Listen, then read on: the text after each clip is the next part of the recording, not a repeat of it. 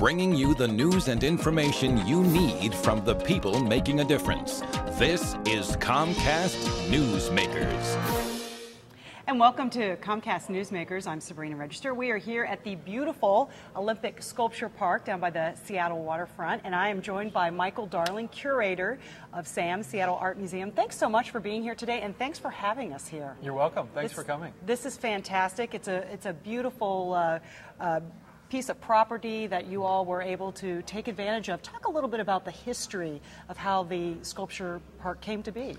Well, it was a joint effort between a lot of the contemporary art supporters here in town who in their own homes and on their own properties had great works of public or large-scale outdoor sculpture, and thinking long-term about where those would end up, and talking with Sam, realizing that there was no viable place to put those at the museum.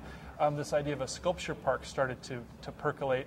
And then we also early on got in touch with the Trust for Public Land, whose main mission it is to go and find and create green spaces in American cities. So together we located the site and started the planning to make a sculpture park to draw upon all these great resources in private Seattle collections that now have become completely public.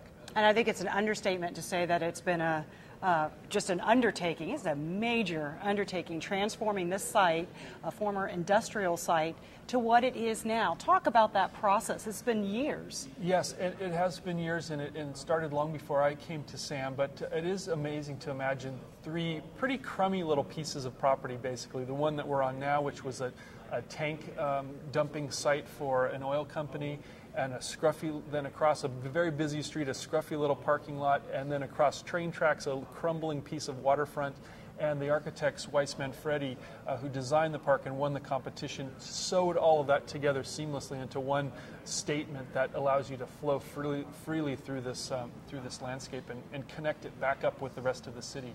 For those who have not been to the sculpture park yet, what do they experience when they come here? And some people may say, why an outdoor park in rainy Seattle? But what do you think people get out of it?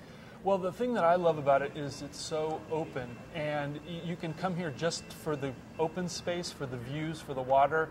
You might come here just for the sculpture, but you're always getting a little bit of both. And even for people that aren't interested in modern art or sculpture, they come here because of the views, because it's pleasant. You can walk your dog, and maybe out of the corner of their eye, they'll start noticing this sculpture and maybe start to come to learn about it over the years. And I think that's especially true with kids that might come here regularly with their parents and sooner than later start talking about Richard Serra and Alexander Calder in their classrooms and surprising their teachers and parents. And so that kind of subtle introduction to art is what I really like about this.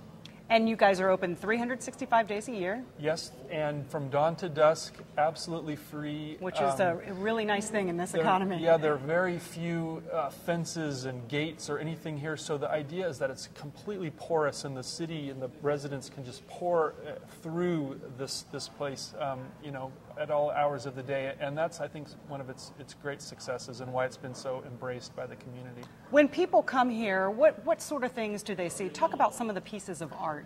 Well, so far we have, I think, a really great selection of sculpture that gives you kind of a pocket history of the major happenings of art since World War II, mostly American art.